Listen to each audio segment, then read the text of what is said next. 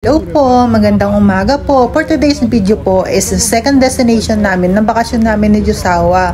Dito nga po is malayo-layo po yung naging biyahe namin. Kasi nga po, after nitong taxi, sasakay pa po kami ng train. Bali 6 hours din po yung magiging biyahe namin doon. Thankful na nga lang din po at maigihin na po ang pakiramdam namin ni Jusawa. At ayan nga po, nakasakay na po na kami ng train. First time ko nga lang din po sumakay sa ganitong klaseng train, yung nakakabin. First time ko lang din po magbiyahe ng sobrang layo na nakasakay ng train. Pero alam ko magi-enjoy ako kasi nga po nakikita ko ang gaganda po ng view sa mga madadaanan namin bago kami makarating sa destination namin. At ito nga po kasi yung destination kung saan yung sinasabi ko sa inyo na matagal ko nang pinapangarap makapunta kasi nga po nakikita ko sa mga social media is ang ganda-ganda po ng lugar na yon. Kaya lahat ng dinadaanan namin next kinukuhanan ko ng mga video at picture para marami akong remembrance. Pero sabi ni Jusawa kung gusto ko daw bumalik ng summer is pwede naman daw kami bumalik. Pero sabi ko sa susunod nating bakasyon, ibang lugar naman ang puntahan natin. Ganito talaga si Jusawa, naglalaan talaga siya ng time para makapagbakasyon kami. Yung uuwi pa siya ng Poland para lang kami magkita at magkasama. Yun talaga ang number 1 na nakita ko sa kanya. Yung todo effort siya, yung sobrang layo ng binabiyahe niya para sa akin. At hindi talaga siya pumapalya para lang magkasama kami.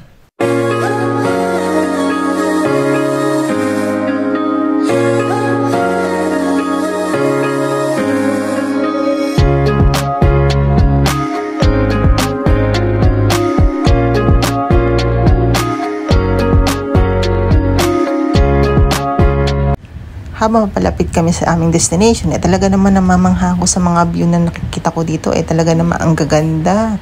Pati yung mga bahay, kakaiba. May ibang klase talaga yung lugar na to. Sabi nga ni Jusawa, mag-ready na ako kasi nga malapit na rin kami bumaba. At after nga namin ma-check-in lahat ng mga gamit namin, nagyaya na agad si Jusawa para kumain kami ng dinner. Walking distance lang din naman sa sentro yung nakuha ng hotel ni Jusawa, kaya ang lapit lang din talaga namin. At ito nga din kasing lugar na to ay isang tourist spot din dito sa Poland, kaya expected din namin na maraming tao. At ito ay nasa mataas na parte ng Poland, kaya expected na namin na sobrang lamig. Bago kami lumabas sa Jusawa, talagang sinigurado namin doble ang mga suot namin ditong panlamig. Nag-ingat na lang nga din kasi kami kasi galing lang din namin sa trangkason dalawa. Pero kahit marami pa rin kaming suot ramdam na ramdam ko pa rin talagang lamig. Medyo namamanhid na nga yung mukha ko dito.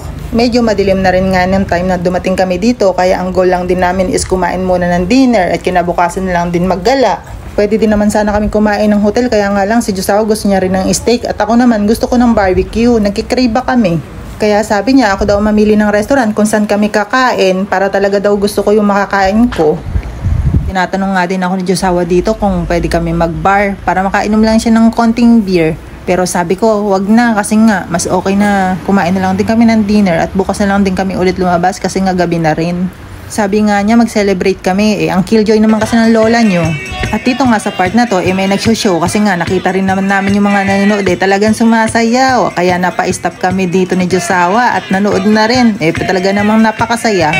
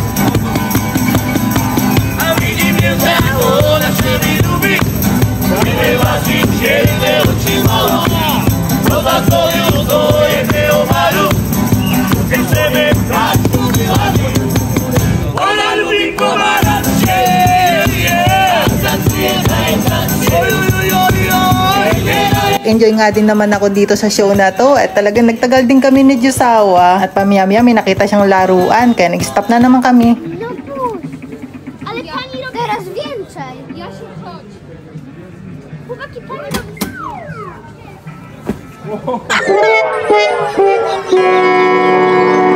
At dito nga talagang napagtawanan ko si Jusawa.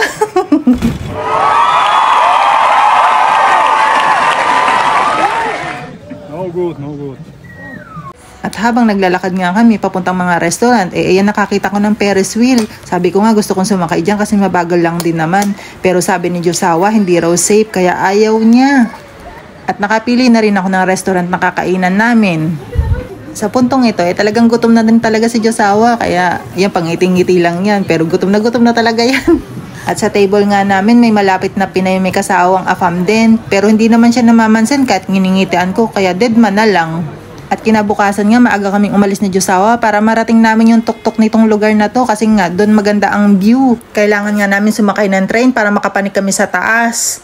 At itong train na to is transparent kaya kitang-kita namin lahat ng view paakyat doon.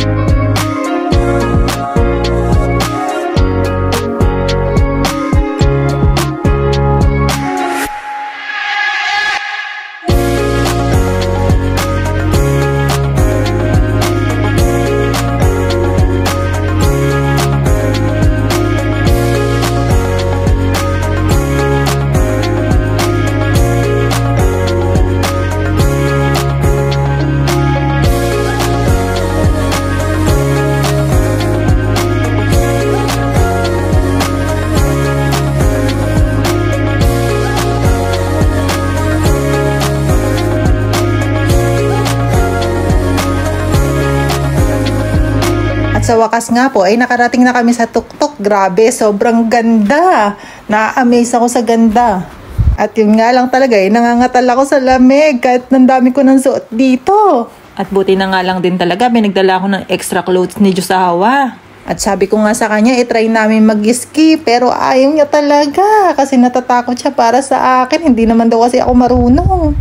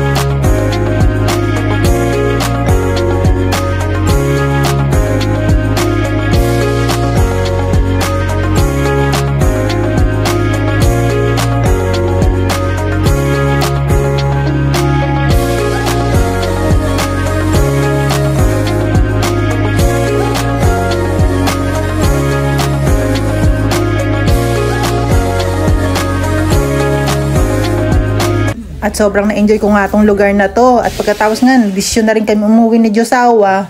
At ayan nga, sabi ko sa kanya, sa unahan kami ng train sumakay para nakita ko yung buong view.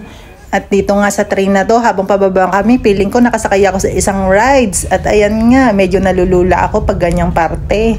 At habang pauwi nga kami, tinatanong ako ni Josawa kung nag-enjoy daw ba ako. But ayan, sagot ko naman syempre, napakaganda kaya ng lugar na to. Kaya kapag sinabi niyang bumalik kami, talagang babalik kami. Pero pagbalik namin, may baby Ryle na kaming kasama. Family travel na yung susunod naming bakasyon. Kaya thankful na lang din ako kay Josawa kasi binibigyan niya talaga ako ng time at mga ganitong pagkakataon para makarating sa mga gandang lugar dito sa part ng Europe. Sa totoo lang din po, ngayon lang din talaga ako nakakapag-travel kasi nga po matagal din ako nasa abroad at puro trabaho ang nangyayari sa akin. Kaya maraming salamat sa iyo Josawa. I love you. Nagpapasalamat din ako kay Lord kasi ginabayan niya ako sa pagpunta ko dito sa Poland. Na dito ko pala matatagpuan yung pamilyang hinahanap ko, yung magkakaroon ako ng sariling pamilya, magiging masaya at makukontento. Kasi sa totoo lang, ito yung pinapangarap ko, yung magkaroon ako ng pamilya at ito na lang din lagi yung dasal ko kay Lord. Kaya maraming salamat po Panginoon sa pagdinig lahat ng dasal ko. Hindi ko rin naman talaga alam kung ano yung nagiging kapalaran ko nung pagpunta ko dito sa Poland. Pero laking pasalamat ko na lang din po at talagang nagkatotoo lahat ng panalangin ko. Marami din talaga akong mga maling desisyon sa buhay pero buti na lang dito nanalo ako. Yung nagkaroon akong mapagmahal na pamilya at maalaga dito, grabe yung pagtanggap nila sa akin dito. Yung talagang kahit wala kang binibigay sa kanila at wala silang hinihinging kapalit, hindi rin talaga biro yung pumunta ka sa isang lugar na wala kang kakilala, yung hindi mo halos alam yung pinuntahan mo. At laking pasalamat ko nga din sa mga kaibigan na kilala ko dito. Kaya nga sabi ko sa sarili ko kapag may kababayan tayong kailangan ng tulong dito ay talagang tutulong ako kasi nga hindi po biro ang mag-umpisa dito. At darating yung time na makakatulong din ako sa pamilya ko at sa mga kamag-anak ko na gustong makarating dito. Kasi nga po hindi rin talaga biro ang gastos ng pagpunta dito. Kaya po ang pakiusap ko lang ay suportahan nyo muna po ako at maghintay-hintay po kayo. Gandang experience din kasi kung makakapag-travel kayo sa mga gandang lugar gaya na to. Iba talaga ang ganda ng Europe, talagang ma-amaze ka. Kaya samahan nyo ulit kami sa susunod na travel namin ni Josawa para ma-share namin yung ibang parte ng Europe. At syempre, kasama na namin si Baby Ryle. At sa susunod, collecting memories na kami as a family. At iba rin talaga ang saya ni Josawa kasi nga may baby na kaming kasama. Maraming pong salamat sa panonood!